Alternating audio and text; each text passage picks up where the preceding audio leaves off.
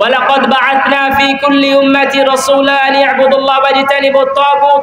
আমি প্রত্যেকটি কওমদের জন্য রাসূল প্রেরণ করেছি। কেন? আন ইয়াবুদুল্লাহ ওয়া ইয়াজতানিবুত তাগুত, তারা একমাত্র শুধুমাত্র আল্লাহ সুবহানাহু ওয়া তাআলার ইবাদত করবে এবং তাগুত থেকে বেঁচে থাকবে। তাগুত কাকে বলা হয়?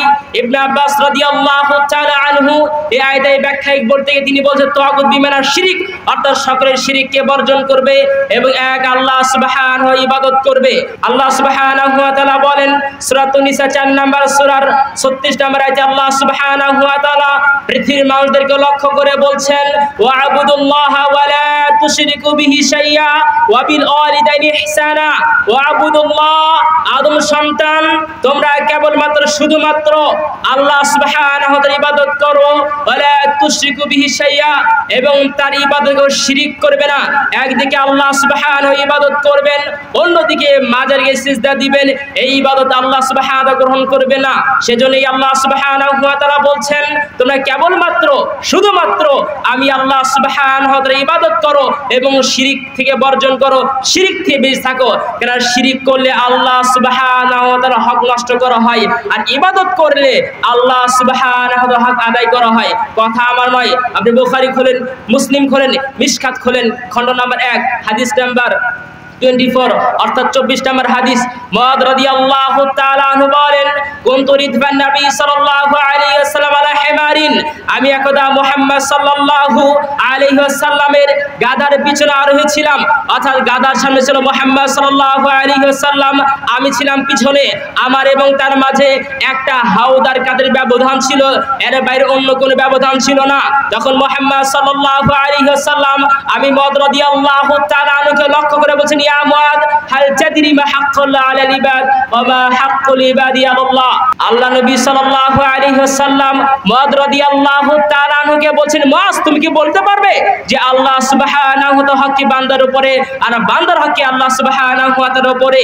তখন মুআদ রাদিয়াল্লাহু তাআলা আনহু বলছেন ফাকুলতু আল্লাহু রাসূল আ'লাম, আমি বলো আল্লাহ এবং তার নবী মুহাম্মদ সাল্লাল্লাহু আলাইহি ওয়াসাল্লাম ভালো জানেন, অর্থাৎ আল্লাহ সুবহানাহু ওয়া তাআলার হক কি বান্দার উপরে আর বান্দার হক কি আল্লাহ সুবহানাহু ওয়া তাআলার উপরে।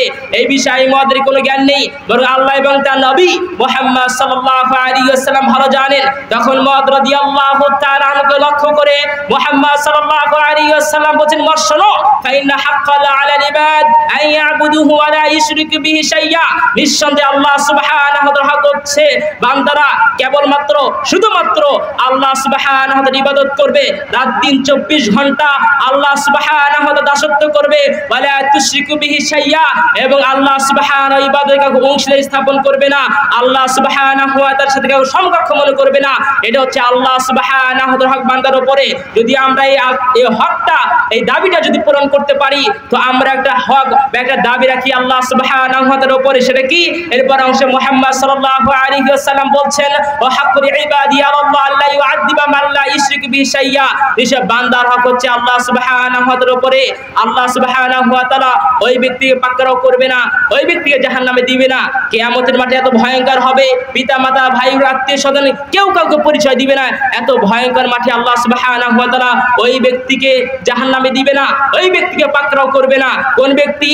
যে ব্যক্তি আল্লাহ সুবহানাহু ওয়া তাআলার ইবাদতে শরীক করেনি, যে ব্যক্তি সদা সর্বদাই একমাত্র আল্লাহ সুবহানাহু ওয়া তাআলার ইবাদত করেছে, কখনো মাজারে সিজদা করে নাই, কোনো তাবিজ ঝুলে নাই, এই ব্যক্তিকে আল্লাহ সুবহানাহু ওয়া তাআলা কখনো জাহান্নামে দিবে না। সুবহানাল্লাহ। আচ্ছা, দুইটা পয়েন্ট। এক, কেবলমাত্র আমরা আল্লাহ সুবহানাহু ওয়া তাআলার ইবাদত করব এবং তার ইবাদতের শরীক করব না। যদি হকটা যদি আমরা আদায় করতে পারি তো আল্লাহ সুবহানাহু ওয়া তাআলা আমাদেরকে জাহান্নামে দিবে না। অতএব এটা হচ্ছে আল্লাহ সুবহানাহু ওয়া তাআলার হক, যে কোনো মূল্যে আল্লাহ সুবহানাহু ওয়া তাআলার হক আদায় করতে হবে, নচেত শিরক অবস্থায় মারা গেলে আপনার আমার জন্য জাহান্নাম।